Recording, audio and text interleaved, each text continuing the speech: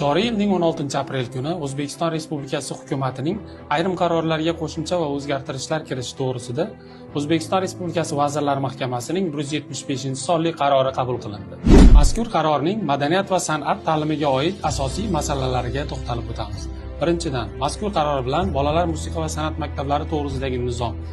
Eski tahrirga ko'ra, bolalar musiqa va san'at maktablarida 14 ta yo'nalishda o'qitilishi belgilangan bo'lsa, yangi tahrirda yangi yo'nalishlar va ixtisosliklar qo'shilgan, shuningdek amaldagi yo'nalishlar 34 ta ixtisoslik bo'yicha aniq belgilab berilgan. Eski tahrirga ko'ra, bolalar musiqa va san'at maktablarida qabul yoshlari 6-9 va 6-11 yosh etib belgilangan bo'lsa, yangi tahrirda bolalar musiqa va san'at maktablariga 5 yillik ta'lim yo'nalishlari uchun 7-12, 7 yillik ta'lim yo'nalishlari uchun 7-10 yosh etib belgilangan.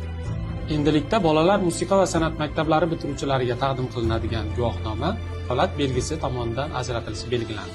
Direktor va direktor o'rinbosarlari har 5 yilda bir marotaba ishdan ajralgan holda Madaniyat vazirligi tomonidan tashkil etiladigan menejerlik kurslarida o'qitiladi.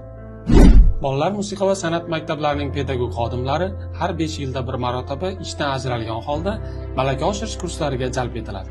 Ishdan ajratilgan holda malaka oshirish uchun boshqa hududlardan yuborilgan tinglovchilarga qonunchilik hujjatlarida belgilangan tartibda yotoqxona va kunlik xarajatlari hamda o'qishga borish va undan qaytish bo'yicha bir martalik yo'l haqi xarajatlari ularni yuborgan tashkilot tomonidan qoplab beriladi. Bolalar musiqa va san'at maktablarining samarali faoliyat yuritishini ta'minlash, ularga ilmiy uslubiy yordam ko'rsatish Madaniyat ta'limi markazi davlat muassasasi tomonidan amalga oshiriladi.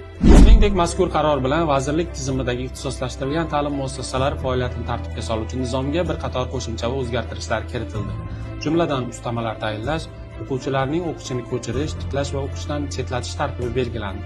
Bundan tashqari ta'lim muassasalari rahbarlari menejerlik kurslarida o'qitish, pedagoglarning malakasini oshirish, ta'lim muassasalari bitiruvchilariga davlat belgisi tomonidan diplomlar ajratish, ixtisoslashtirilgan maktablar va maktab-internatlar umumta'lim fanlari bo'yicha darsliklar bilan O'zbekiston Respublikasi Maktabgacha va Maktab ta'limi vazirligi tomonidan bepul ta'minlanadi.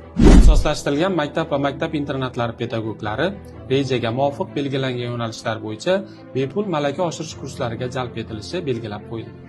Shuningdek, Madaniyat vazirligi tizimidagi ixtisoslashtirilgan maktab va maktab-internatlardagi mavjud bo'sh o'rinlarga o'quvchilarning o'qishini ko'chirish Madaniyat vazirligi bilan kelishgan holda maxsus komissiya xulosasi bilan amalga oshiriladi. Bugungi islohotlarning tub mohiyati madaniyat va san'at ta'limini shunchaki o'qitish emas, ta'lim sifatini oshirish orqali iqtidorli yoshlarimizni jahon tan oladigan milliy brendga aylantirishdir.